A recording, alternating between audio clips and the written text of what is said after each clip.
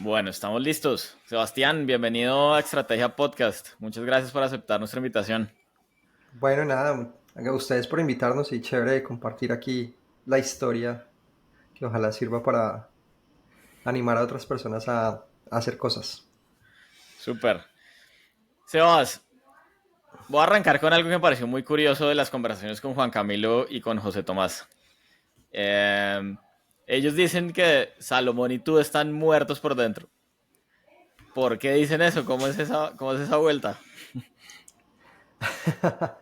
Es muy gracioso escuchar eso. No, básicamente creo que Salomón y yo traemos al equipo desde distintas perspectivas el polo a tierra. Ok. Sí, es muy raro porque no sé si te han dicho también, Salomón y yo particularmente, y de hecho desde el principio lo sabemos, somos súper diferentes y pensamos muy distinto a las cosas. Pero entonces ahí nos conectamos en ser el polo a tierra del equipo. Entonces, más allá que estemos muertos por dentro, es que también nos emocionamos, nada más que nuestra emoción siempre como que tiene mucha racionalidad. Y está bien que en el equipo hayan personas súper emocionales y otros que también bajen eso. Creo que ayuda a que el equilibrio esté ahí. Eh, yo particularmente justo pensaba, pucha, yo creo que sí estoy muy muerto por dentro.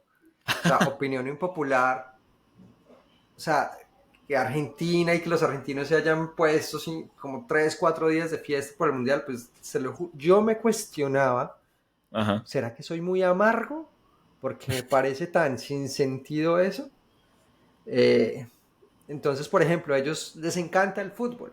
A José Tomás y a Juan Camilo. Nosotros, pues, no sé, creo que hay otras cosas que me emocionan más. ¿Sí? Ajá. Entonces es como que también esa emoción, cómo se expresa es diferente.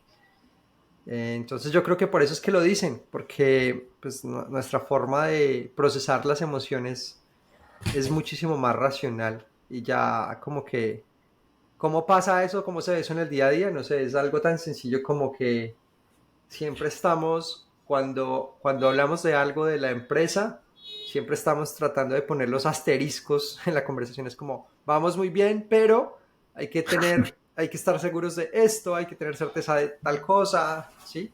Así es que se vive, como siempre muy tratando de no caer en algo que sí me parece particularmente grave en muchos emprendedores. Hay que ser optimista y es súper clave ser optimista, pero hay un límite muy claro y es cuando se pasa a ser, es que en español no tengo como una palabra que signifique esto, que es wishful thinking, ¿sí? Que ya pasas a dejar de ser optimista a ser Como a vivir del deseo eh, únicamente. como ilusión, ¿sí? Sí. Ese es un límite que me parece muy grave a modo personal para los emprendedores. Entonces, como que estoy de acuerdo que hay que ser un optimista y querer cambiar las cosas y saber que se puede cambiar, y está bien, pero hay un punto donde las cosas no pasan solas o donde hay que estar muy consciente de qué es lo que se está haciendo para llegar allá, ¿sí? Y, y, ahí, y no podemos caer en ese como estado de que vas a tener product market fit de la noche a la mañana sin iterar o sin trabajar durísimo, ¿sí? Como en tu producto. Eh, eso es como Total. lo que uno es ser amargo en este mundo. Yo lo llamo como no tener wishful thinking. Pues no es que nuestros socios sean wishful thinkers, ni mucho menos, pero es más tratando de no llegar a ir hacia allá. Ok, ok, eso está bien interesante. Yo tenía un jefe que decía que hablaba un poquito como del optimismo desinformado. y era que uno como emprendedor pues debería tener algo así como un optimismo desinformado para ir hacia adelante, pero un límite donde parar y ver también un poquito la realidad, ¿no? Y Sí, avanzar de suena acuerdo muy también a la realidad. a su amigo Rubio. Total, total, es mi amigo Rubio. Sí. Oye, tú conocías a Salomón de antes, ¿no? ¿Habían trabajado juntos? Sí, yo vengo de ser socio fundador en otra empresa que se llama Te Paga. eh, y Salomón trabajó con nosotros. Y la historia básicamente fue, él nos mandó un correo a los socios diciendo, oiga, una chimba lo que están haciendo y me gustaría trabajar con ustedes. Nosotros en ese momento no teníamos posiciones abiertas para un rol similar, pero nos gustó el perfil y lo que Salomón nos decía y al final pues vimos que podía apoyar en cosas que realmente no habíamos visto. Entonces hay como que una nota como que el call mailing works Sí. y así entró Salomón. Salomón entró a apoyar a Tepaga en temas legales como eh, en algo que estábamos como en su momento haciendo, del sandbox regulatorio de la superfinanciera, etcétera. Y después Tepaga intentó abrir mercados en otros lugares. Al final yo me terminé yendo, yo estuve con Salomón en Perú, luego estuve en México, como viendo oportunidades, y al final decidimos abrir México y con los socios de Tepaga les dije, yo me quiero ir con Salomón Ujú. porque es la persona que piensa más diferente a mí, ¿sí? Entonces Ok. es raro, o sea, dentro de las dinámicas de socios creo que es muy importante tener otras perspectivas de cómo funcionan las cosas o de cómo hacer las cosas o de los negocios. Lo más importante es que sean cosas que tú puedas discutir y hablar. Entonces, eh, es muy difícil eso. A veces es muy incómodo. Uno no se siente a veces tan bien.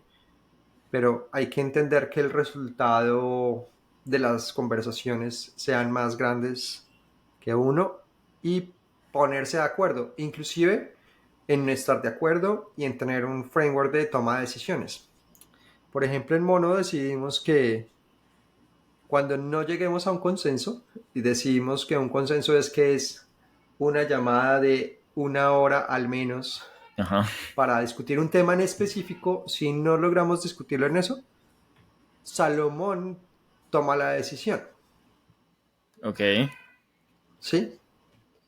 ¿Y En por qué este momento, como específicamente por su rol de Salomón? CEO. Ah, No, porque tiene el rol de CEO, digamos. Sí, como, ok. bueno, parte del rol de CEO también es pues, ayudar a desbloquear a la empresa. Entonces, al mismo tiempo cae la responsabilidad de escuchar los otros puntos de vista y no tomar decisiones egoístas, sino pues también escuchando a los demás, ¿no? Igual eso es difícil porque uno también tiene su propio punto de vista. Sí. Pero pues ese es el reto de ese rol. Entonces, esa parte es difícil, sobre todo cuando somos cuatro socios, que cada uno tiene su propio background. O sea, a la hora de tomar decisiones en la empresa siempre está un tema personal, de tu background, de lo que tú quieres que sea la empresa, etcétera. Sumar eso entre cuatro y llevarlo a una sola decisión, a veces no es fácil, pero pues digamos que tenemos como que eso al principio lo discutimos, bueno, ¿y cómo vamos a tomar decisiones?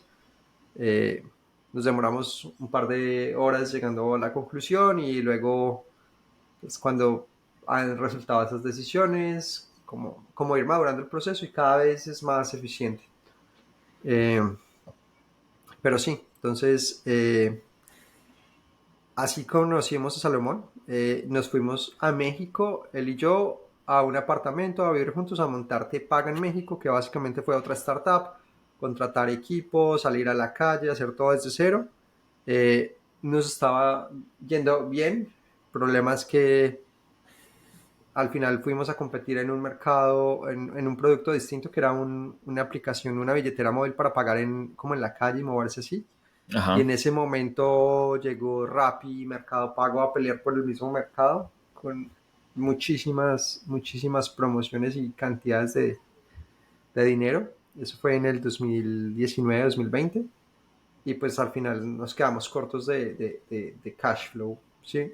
Te paga pues Ok. estaba sosteniendo la operación en México apenas iniciando y no fue, pero pues al final logramos tener el equipo, lanzar el producto y justo allá fue que vimos y volvimos a sufrir lo que era tener un banco para empresas y vimos esa ola como de empresas nacientes enfocadas a empresas. Entonces vimos un banco que ya pivoteó de ese modelo exacto, que se llamaba Oyster, ofreciendo este producto como a freelancers y empresas, digamos que es un segmento un poquito diferente. Y allá fue donde como que nos quedó la espinita de, oiga, de pronto en, la, en los servicios financieros a empresas hay un hueco de que todavía las startups no están llenando empresas de tecnología y, y ahí fue que nos quedó como esa espinita y comenzamos pues a elaborar cada vez más pues en como de buscar empresas en Colombia, entender un poquito más de cómo solucionaban los problemas que nosotros tuvimos. Ok. Entonces, después de México, ¿vuelven a Colombia? O sea, tú vuelves a Colombia, Mm. Salomón también, como que qué pasa ahí después de ese momento. Después de México, en México nos vinimos como en mitad de año 2020. Eh, Salomón se fue a estudiar a una maestría a Londres, que era como un plan que él tenía. Y yo me devolví, estuve un tiempo en Tepaga y al final decidí como ya terminar mi tiempo, pues la verdad terminamos bastante quemados de México. Y yo estuve un año pues como en un mini sabático, estaba trabajando como en otra empresa que quería ver y aprender unas cosas de cómo hacía de software. Ajá. Y, y ahí estuve como viendo qué hacer mientras estaba como aprendiendo y como también recuperándome un poco de lo que había pasado en México y en Tepaga. Durante, yo estuve más de 7 años en Tepaga, como casi 7 años en Tepaga. Y bueno, eso fue un tiempo largo y también estábamos en pandemia, entonces también fue como, uff, Sí. menos mal estar en la casa, un poquito más tranquilo. Igual seguíamos durante todo ese tiempo, siempre estuvimos trabajando en mono, teniendo llamadas con empresarios. Salomón estuvo dedicado todo el tiempo de su maestría, como cogió la idea de mono como parte de su ¿Tu trabajo en el proyecto? MBA. Ujú. Sí, y justo ahí fue que conoció a José Tomás, que es el otro de los socios. Sí, Sí, que me imagino que él ya te contó la historia de cómo se montó a Mono, que fue pues a sí, través sí. de conocer a Salomón y a montarse ahí como a conocer de lo que estaban haciendo. Oye, me quiero volver un poquito como a esa decisión que tomas de parar y como de irte, te paga a hacer cosas diferentes para aprender o para vivir cosas diferentes. Uno después de 7 años, como nos contabas, pues de estar trabajándole a la empresa, de verla nacer, verla crecer, las dificultades, los logros y demás, esa no es una decisión fácil. Eh, ¿Cómo fue ese momento también un poquito? Bueno, yo ya digamos que había logrado despegarme un poquito de lo que era Te Paga Colombia, pues como había estado más o menos como un año en México, entonces había estado un poquito despegado de lo que era Colombia. Y lo que pasó en México, pues me consumió mucha energía al final, pues. O sea, estuvimos trabajando muy duro, o sea, es como otra startup, entonces dándole durísimo. Eh, y al final, pues digamos que la decisión fue que pues, ya lo que se había hecho en Colombia, pues más o menos mi rol en Colombia había sido mucho de pues como crear el equipo técnico, crear la Ujú. infraestructura de cómo se hacía el proyecto, desarrollar, tener un equipo. Teníamos un equipo como de 20 personas en el equipo de desarrollo que funcionaba bastante bien. Eh, Como que la compañía ya estaba en un momento donde quizá no necesitaba tanto como ese rol que yo aportaba en ese primer momento.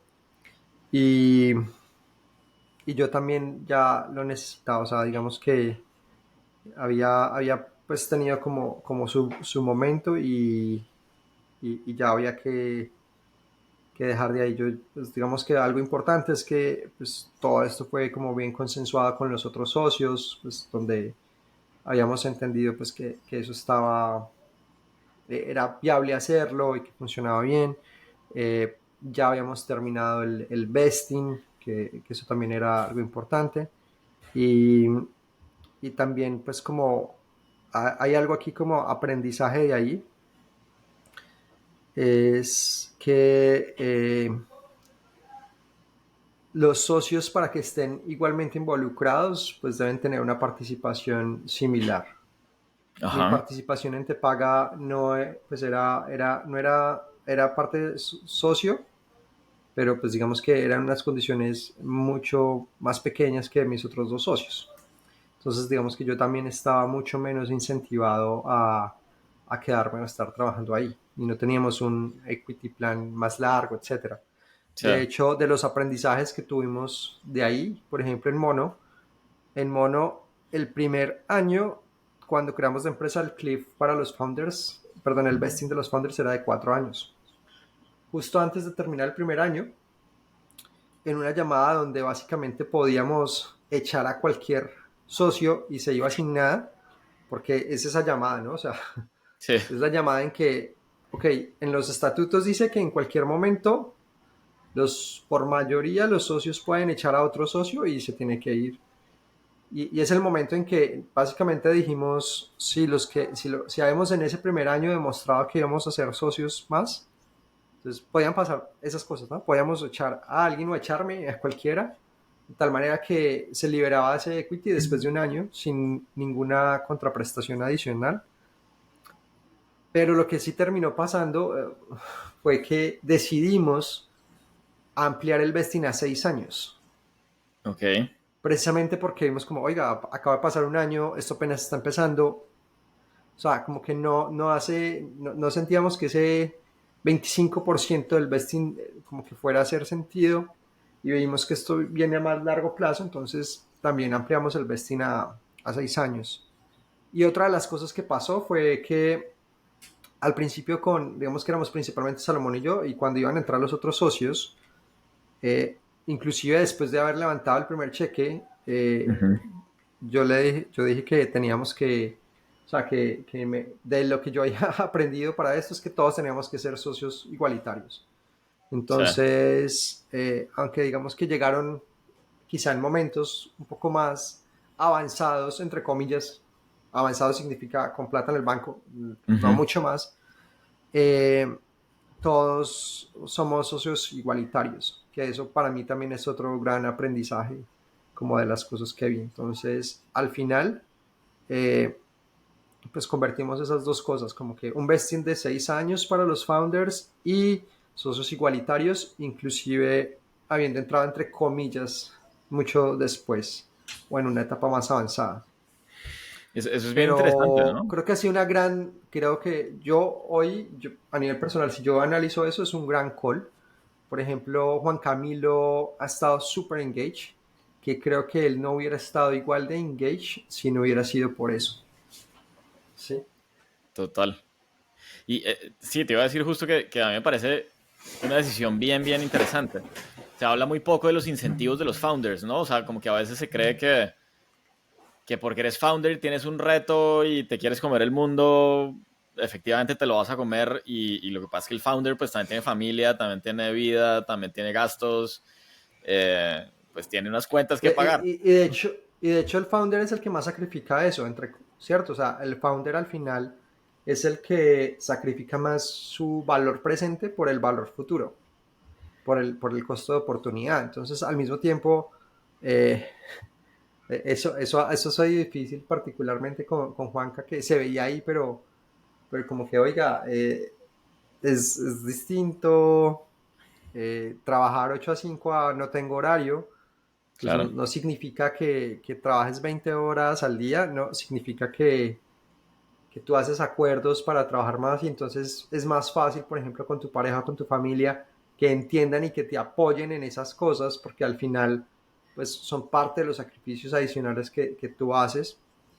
Eh, tema de los salarios y el pago, pues también tú te vas a pagar literalmente lo mínimo que necesites para vivir, para que la empresa tenga más runway. Y también eres de los primeros que se corta el salario cuando necesitas, ¿cierto? Pero pues al revés también tienes el mayor potencial, ¿cierto? Y Claro. eso hace parte del incentivo. Yo creo que al final eso es un incentivo final para que al menos en el caso que somos cuatro socios o más de un socio, pues la persona siga después de X tiempo es pues, que todavía esté motivada, pero que también tenga incentivos, ¿no? Entonces, eh, si tú ya no estás motivada y no tienes tampoco un incentivo que te ayude a estar ahí, chao. Y por otra cosa, al final, eh, yo siento que cuando tú ya no quieres estar o por cualquier motivo ya no crees en lo que estás haciendo, lo mejor y lo más saludable es irte. Yo personalmente siento que en algún punto perdí la fe en Te Paga. Ajá. Y yo le dije eso a mis socios, yo les dije, parce, yo creo que yo ya no le tengo fe, yo ya no la veo. Yo, lo mejor, y solo por eso, si, o sea, yo me quiero ir.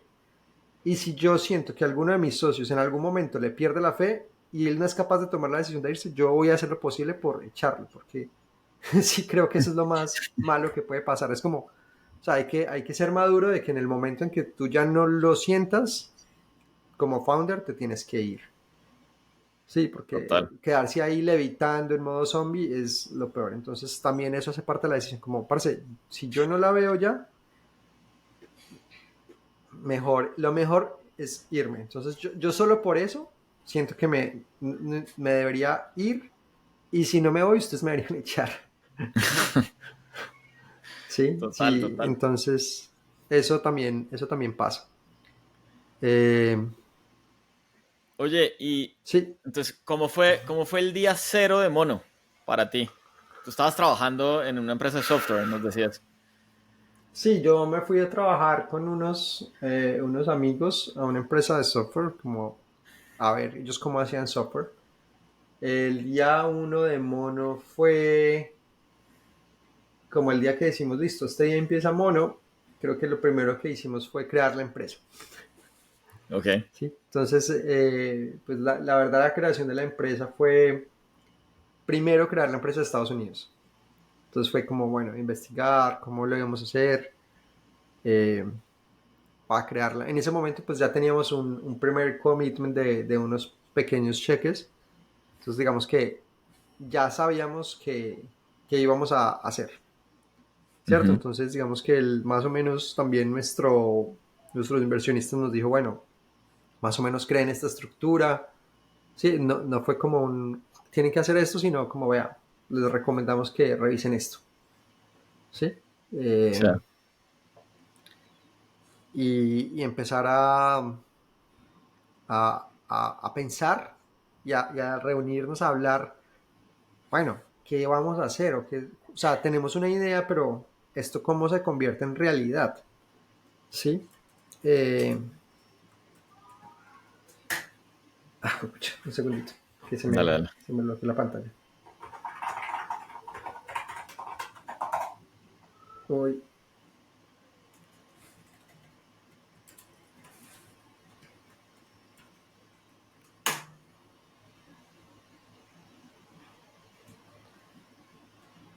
ay,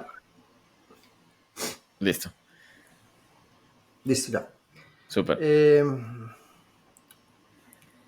entonces, así empezamos como llamándonos y armando un miro, diciendo, bueno, ¿qué vamos a hacer? Entonces, como hablar del problema, de lo que habíamos vivido y hacer un plan de llamemos a empresas, preguntemos qué les pasa, cómo hacen esto.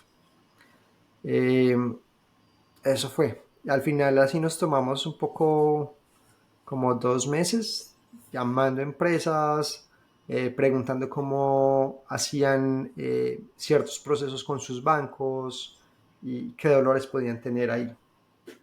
Ok. Y A ese trabajo, o sea, tú te fuiste sabiendo que de alguna manera iba a ser temporal, querías volver a emprender o, o Ah, no. sí, totalmente. No, totalmente. Cuando yo me fui a ese trabajo, yo les dije que era, pues de hecho mi rol era como una vaina toda inventada de emprendedor residente Ok, y, y el límite del trabajo era un año. O sea, era claro que yo iba a estar un año haciendo eso y que yo tenía otras cosas pues como por debajo. Entonces, básicamente yo estaba viendo cómo podía apoyar en ciertos procesos y aprendiendo de cómo se hacía producto en esa empresa y cómo funcionaba. Es un negocio muy distinto, hacer software para terceros, ujú, eh, pero, pero pues yo estaba ahí viendo cómo funcionaban y creo que eso ha sido como de mis intereses como líder de tecnología, mucho de, a ver, ya ahí hablamos de cómo veo yo el tema de hacer software y el software es un deporte en equipo,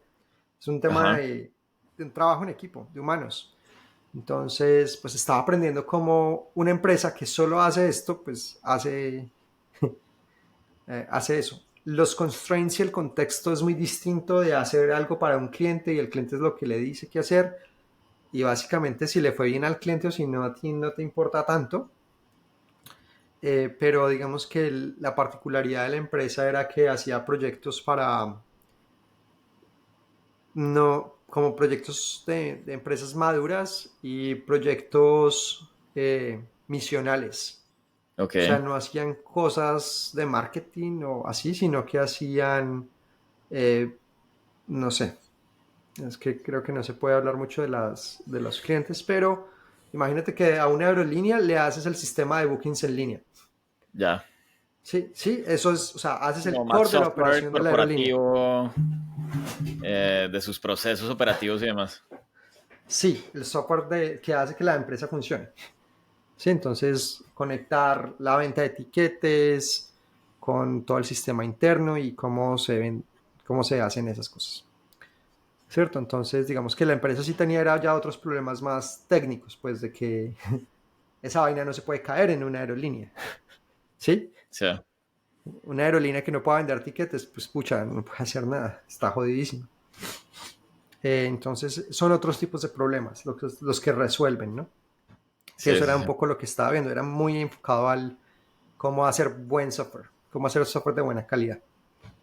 Eh, Ellos vendieron su empresa, justamente como hace un año o algo así, a otra empresa muy grande. Entonces, pues muy bien por ellos. Ok, Tuvieron un éxito chévere. Eh, entonces, pues nada, eso es lo que yo estaba aprendiendo ahí en esa empresa y, y creo que me ha servido mucho para ver cómo tratar el equipo y cómo organizar el equipo, ¿cierto? Como esas cosas. Al final nosotros hacemos software en otro contexto, ujú, donde es uno mismo decidiendo o tratando de ver qué necesita el cliente, etcétera. Pero al final el producto es lo mismo, ¿no? Pues hacer software. Y al equipo de ingenieros realmente les llegan cosas muy parecidas. Sí, como, bueno, hay que hacer esto. Pero pues el qué hacer es lo que es, cómo llegar a ese qué hacer es lo que es un proceso diferente en este contexto. claro, total. Que eso sí es bien difícil. Eso sí, yo digo que una de las cosas más difíciles de emprender es tomar decisiones. Al final, cuando tú estás emprendiendo, tú tienes las riendas de las decisiones y decidir qué hacer es supremamente complicado. O sea, como que todas las posibilidades están, ¿cierto? Tú tienes el mundo de posibilidades ahí. Entonces tú, no sé, es un bosque y tú tienes el machete, el hacha, lo que sea, y usted se puede abrir el camino que quiera, porque literal eso es la posibilidad. Pero no hay camino, o sea, en Estados Unidos le llaman el Trailblazer, ¿no? Que es como un poco así el eslogan de Salesforce, que como que lo ha interiorizado estando allá y es como, parece, no hay camino, ahí está el bosque, hágale.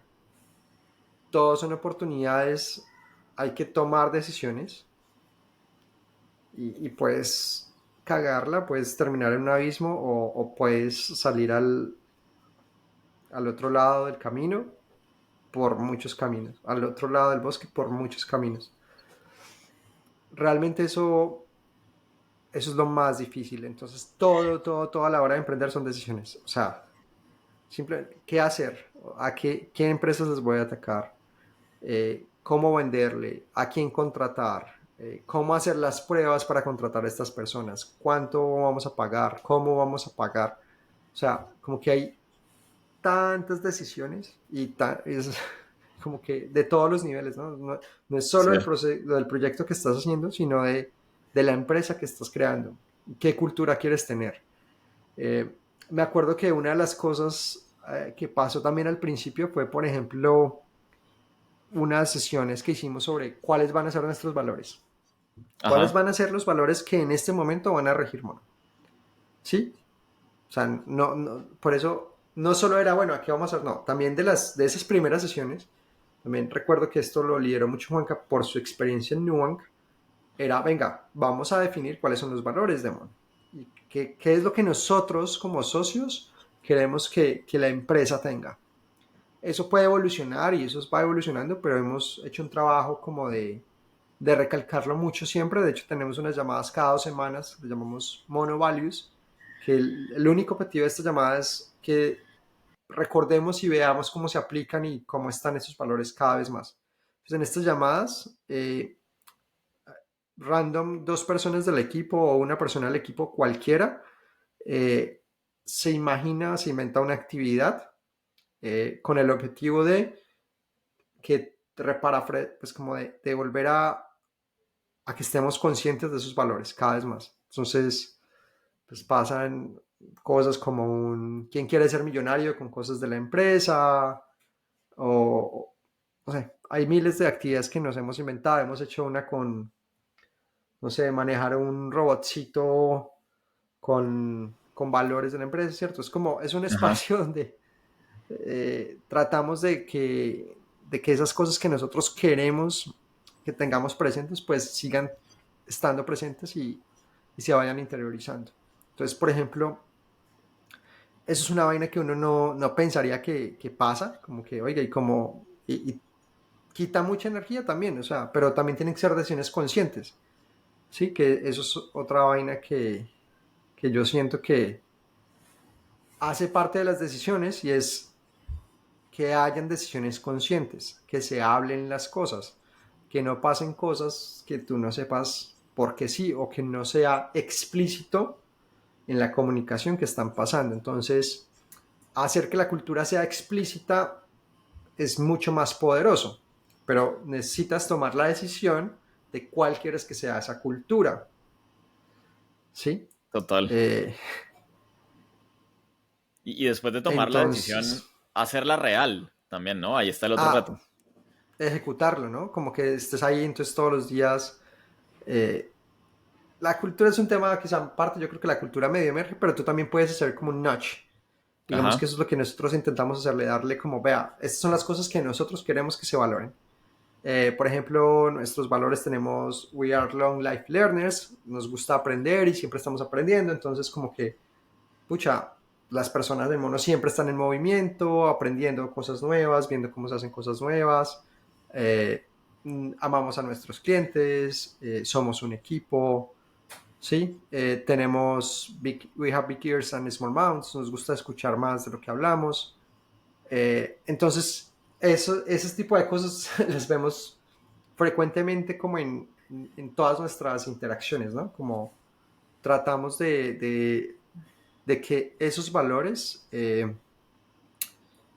se ejecuten en el día a día, ¿cierto? Entonces, eso, lo que tú dices, no es solo tomar la decisión, luego hay que ejecutarlo y pues también eso, creo que eso sí es inevitable, pues que puede fallar o puede hacerlo bien y es un reto también muy grande. Total, total. ¿Cómo construir un banco? O sea, yo creo que cuando uno está en ceros y tenían probablemente el deck inicial, pensar en construir un banco para empresas, pues de alguna manera podía sonar gigante, ¿no? Eh, Es un ¿Cómo reto. arrancar? Bueno, entonces, creo que de esas cosas que aprendimos es que hay que empezar chiquito y dando pasos chiquitos. Eh, Eso es nuestra forma de verlo. Creo que hay miles de formas de hacerlo. Sí, hay personas que probablemente tienen capital social y, como por así decirlo, pedigrí para levantar 50 millones de dólares y montar un banco de cero de una. Eso puede pasar. No era nuestro caso. Entonces nos toca más arrancar chiquito. Entonces, pues habiendo visto en el mundo y de la experiencia, por ejemplo, que trajo Salomón del Banking as a Service, vimos y lo que habíamos hecho en Tepaga, que fuimos el primer Banking as a Service con COP Central, o sea, literalmente nosotros nos inventamos el contrato para hacer eso, cuando no había nadie que había hecho eso. Sí, Eh, Eso lo hicimos con Salomón en Tepaga. Eh, Dijimos, bueno, aquí hay una oportunidad de cómo prestar los servicios que presta un banco sin ser un banco, ¿sí? Que al final de eso se trata. Entonces, lo que hicimos con Te Paga para personas naturales, de poderle ofrecer a través de una aplicación que no es un banco, una cuenta de banco a una persona, dijimos, bueno, COP Central, vea, queremos hacer lo mismo, pero con personas jurídicas. Y ellos ya nos conocían, pues ya sabíamos quiénes eran Sebastián y Salomón, hayan tenido esa experiencia, entonces logramos volver a hacer lo mismo de plantear el mismo modelo que había para personas naturales para empresas. Entonces, básicamente, así decidimos crear un banco y es bueno, todavía no podemos coger 50 millones de dólares y montar un banco y esperar 3 años a toda la licencia y todo lo que hay que hacer. ¿Cómo nosotros que sabemos hacer producto digital, que sabemos hacer software, le ofrecemos a nuestros clientes un producto digital que presta los servicios de un banco? Entonces ahí, pues digamos, contamos con ese aliado que la verdad ha sido muy, muy bueno en esos términos de poder prestar estos servicios antes que muchos otros grandes. COP Central es, en términos de activos, el banco más chiquito del país, pero al mismo tiempo yo creo que ha sido el banco más abierto y que tiene ujú, más proyección a ver hacia dónde está como el futuro de las finanzas. Como eso ha sido muy valioso. Creo que le ha aportado muchísimo al tema de innovación financiera en Colombia. Yo me atrevería a decir que más del 90% de las fintechs que hacen algo con Banking as a Service están con Banco Cop Central. Y las que no es porque son de un banco o sí, algo parecido. Entonces, pues usan los servicios de su papá. Eh, y así arrancamos y nos dimos cuenta que esto no iba a ser tan rápido como pensamos, porque literal tuvimos que volver a crear los contratos. El banco tenía que desarrollar los servicios para nosotros poder prestar esos servicios. Y, y nos dimos cuenta que pues había un hack que podíamos hacer para lanzar. Y creo que esto es otra de las cosas que le diría a los emprendedores y es cierto que con un Excel y WhatsApp se pueden lanzar, diría yo, que más del 95% de las startups. total. Y eso fue lo que hicimos. Literal, cogimos servicios de Internet. Yo le metería uno nuevo ahí y es Zapier o algo similar. Sí, que para automatizar lo Zapier que está. más, Zapier más Excel, más un Sheet, más WhatsApp. Usted puede lanzar casi cualquier MVP. Y eso fue lo que hicimos. Nos dimos cuenta que muchas empresas tenían muchos problemas para pagar sus servicios por Internet con dinero de la empresa y no de los socios. Ese problema era real en ese momento. Después llegaron unas empresas que solucionaron ese problema, pero pues digamos que eso fue lo que logramos lanzar. Literalmente eso lo logramos lanzar en un día. Conectamos, comenzamos a ofrecerlo, montamos un landing, montamos una campaña de Facebook y ofrecíamos tarjetas de nuestro banco que podíamos sacar tarjetas y agregarle saldos y le dábamos Photoshop a una persona por WhatsApp, se la mandábamos y ellos nos mandaban plata a nuestra cuenta y nosotros le cargábamos esa cuenta.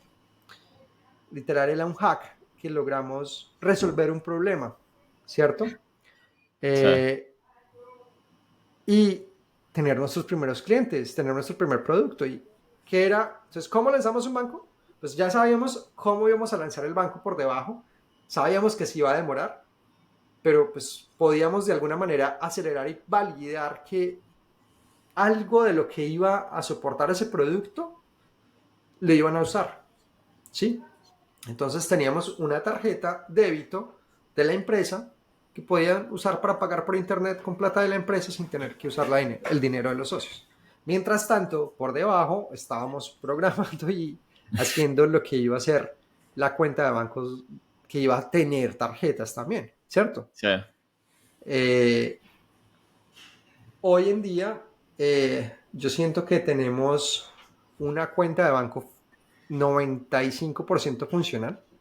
Hay un tema que pues es muy complicado, que estamos viendo cómo lo resolvemos, pero como para llegar a ese 100%, y es que los impuestos en Colombia, escuchen pues las contradicciones de la vida, el dinero de los impuestos en Colombia solo puede estar en una entidad con calificación AAA porque es un dinero público. Ujú. Meaning, las entidades solo pueden abrir cuentas en los 12 bancos más grandes del país. Y la DIAN es una de estas entidades. Entonces, el dinero de tus impuestos solo puede estar en una de esos bancos. Yo no sé en dónde, en nuestro sistema, que tenga que estar el dinero en uno de esos bancos significa que solo puedas pagar desde uno de esos 12 bancos. Entonces, tú no puedes pagar impuestos si no tienes el dinero en uno de esos 12 bancos. ¿Por qué? Mi opinión personal, estos manes se arreglaron y se rejuntaron y pasan de la cuenta del cliente a la cuenta de la DIAN dentro del mismo banco, cada uno, y entonces nunca sale la plata de la DIAN, que es mucha plata. Entonces, mi visión personal es que se Hay rejuntaron una ahí, la triangulación ahí. bancaria, para que la plata no salga. Probablemente Hernando Rubio tenga otras ideas de por qué eso pasa así. Pero, entonces eso es muy raro. Entonces, es lo único que no podemos hacer porque nuestro banco no es uno de esos 12 bancos en los cuales la DIAN tiene cuenta, no importa. Queremos que se pueda pagar. Entonces, estamos hablando con un banco de estos 12 bancos, de hecho, con varios, para ver que nos dejen hacer eso. Hemos recibido una muy buena respuesta de los dos más grandes, inclusive donde están abiertos a eso. Eso también es súper positivo, que están dispuestos a hablar con las fintechs, ¿cierto? Pero sí, digamos que aquí el tema, yo creo que eso es pasado, muy pasado, o sea, eso pasó por allá cuando crearon PSE y el pago de la DIAN, Sí. mucho tiempo atrás, y creo que las coyunturas han cambiado y si volvieran a hacer eso sería distinto. Eso es lo único que hoy no puede hacer una persona con su cuenta de mono. De resto, podemos enviar y recibir dinero desde el sistema bancario en Colombia. Eh, Tener una tarjeta de débito o múltiples tarjetas de débito conectadas a esas cuentas, ponerle límites, tener tarjeta física. Eh, Estamos trabajando en cada vez darle más funcionalidades. Entonces tenemos, por ejemplo, enlaces de recaudo. Entonces, que le mandes un enlace a tu cliente y que te llegue el dinero directo a tu cuenta bancaria, ¿cierto? Como conectar lo que es la pasarela normalmente dentro de la cuenta de banco. Eh, Estamos viendo cómo nos conectamos a los sistemas contables para que entonces pues puedas tener como esa sincronización entre lo que tienes en tu contabilidad y lo que está en tu banco, etcétera. O sea, hay más opciones ahí. También Es increíble, estamos ¿no? trabajando en darle APIs al banco. O sea, hoy Ajá. los bancos, no hay ninguno que yo sepa, creo que hay uno que está sacando APIs, pero ninguno de los otros bancos realmente tiene APIs que puedan ser usados por los clientes. Hay formas de automatizar, pero son o usando terceros que hacen screen scrapping, o si ya estás en una empresa mucho más grande, etcétera, el banco te da la oportunidad de conectarte en lo que ellos le llaman host to host, es como a través de archivos. Realmente es muchísimo más difícil y no es developer friendly y la Y verdad los esa es una breaches de tecnología seguridad de pueden antes de ser los más 90. grandes también, ¿no? Sí, y es de antes de los 90, entonces no sabes el estado de una transacción, no sabes si te recibió o no una transacción, porque el archivo pudo haber llegado mal y tú no te diste cuenta. O sea, hay muchas cosas ahí pues, que son viejitas. Ahorita con lo hay una cosa que se llama Open Banking Alliance, Open Banking Exchange, que está una iniciativa privada para hacer eso. Hay una ley, perdón, un decreto que va a regular Open Banking, pero pues la superfinanciera está diciendo que probablemente eso se demore hasta 2026. Hay intenciones de que eso lo tratan de hacer rápido. Eso supuestamente se va a abrir, ¿no? Eso es una buena noticia también, como que eh, va a pasar, pero pues nosotros estamos adelantándonos a eso y tratando de ser los primeros en eso. Súper, súper. Yo como cliente, de verdad tengo que decir que es impresionante. Voy a contar una historia aquí súper rápido. Yo monté una productora de podcast y una agencia creativa.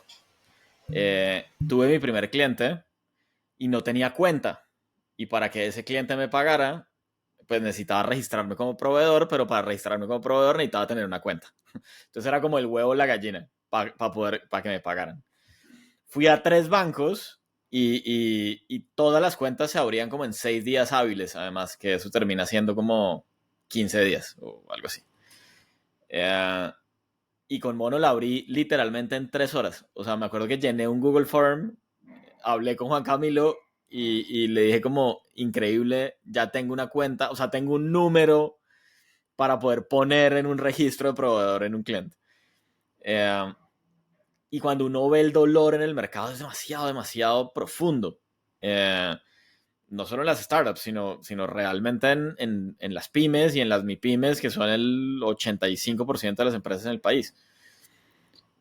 ¿Qué te sueñas con Mono? ¿Cómo ves el futuro?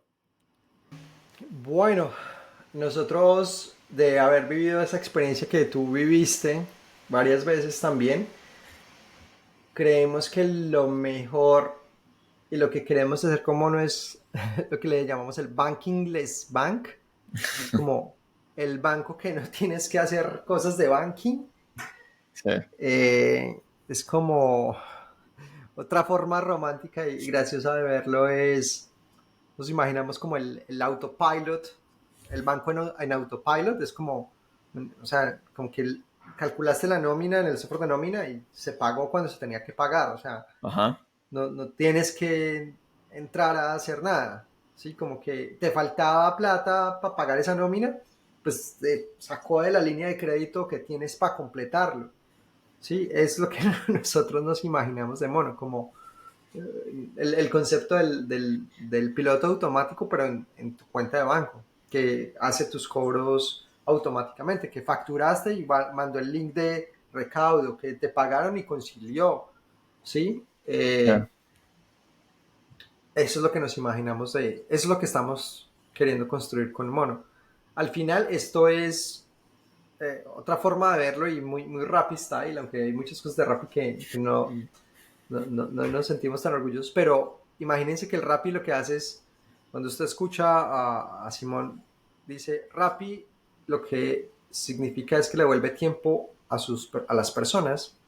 Pues también podemos pensar, y es lo que queremos, que Mono le devuelva tiempo a los emprendedores y a los dueños de empresas, ¿sí? Que no tengan que estar yendo a la oficina del banco, llamando a alguien, peleando con el banco, conciliando cosas, que eso también baja la organización de cantidad de personas que tienes, ¿sí?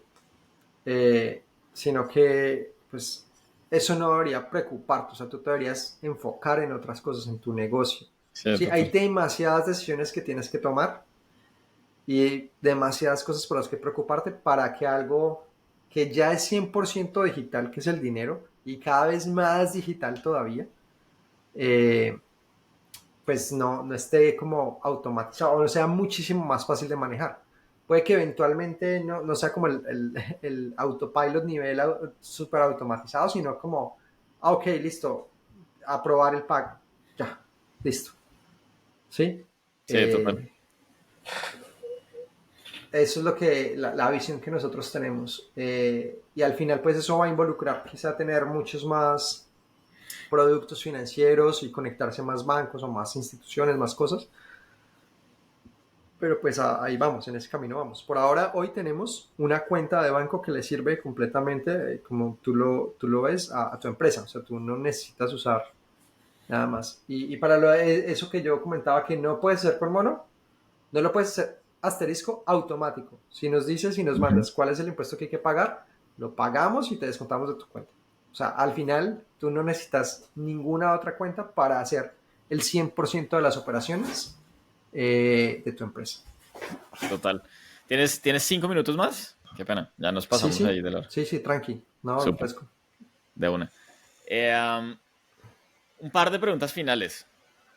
Hoy miras hacia atrás, digamos como en tu camino emprendedor, y hay algo de lo que te arrepientas. Mm, sí, sí, yo lo he visto, esto es como muy, muy personal, pero básicamente mi negociación de compensación en Tepaga fue propuesta por mí y digamos que fui yo el que llevó la conversación y yo mismo fui el que en su momento no entendía muy bien cómo funcionaba y no tenía esa experiencia. Creo que mis socios tampoco, o sea, no creo que haya habido mala fe en ningún momento de parte de nadie, solamente que en ese momento pues así era y creo que fue una mala negociación de mi parte. Y pues eso al final tuvo como outcome que yo perdiera interés también en esas cosas y, y que al final en varios momentos yo sentí que eso me incomodó.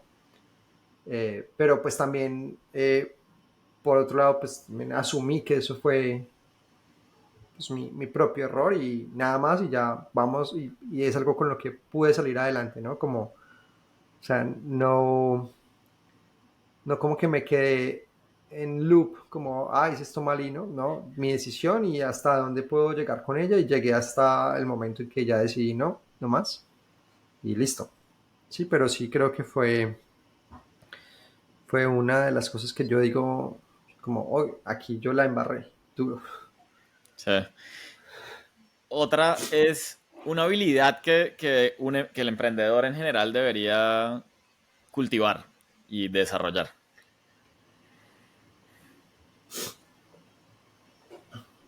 Eh, ese optimismo informado Ajá. es bien difícil de entender, siento yo, como Sí. uno tener la visión de saber qué sí se puede y qué es lograble y cómo se logra y que sea ambicioso pero que lo puedas lograr versus el optimismo desinformado. O sea, esa línea ahí de hasta dónde es informado, hasta dónde es desinformado, me parece a mí que es bien compleja y una habilidad muy grande y muy necesaria para que como emprendedor uno pueda soñar en cosas grandes, pero que al final no sea como tan imposible que nunca lo puedas lograr y no te veas que te vas acercando a ella, porque pues ahí se pierde la motivación. Siento yo eso, como si es una meta tan ambiciosa que no es real, cada vez va a estar igual de lejos. Entonces, si tú no sientes que medio te estás acercando a la meta, al final eso impacta mucho la motivación. Aunque esté lejos, pero sientes y te das cuenta que vas avanzando en esa dirección, eh, es una motivación válida. Total, total, buenísimo. Y por último, un recurso o un libro que le recomiendes a los emprendedores.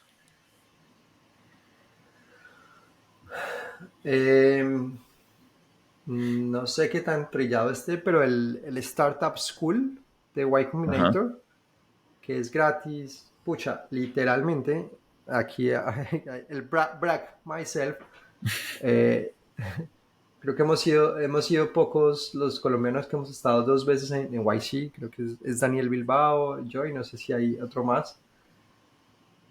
Les puedo asegurar que el contenido que está en Startup School es 100% el mismo contenido que es YC.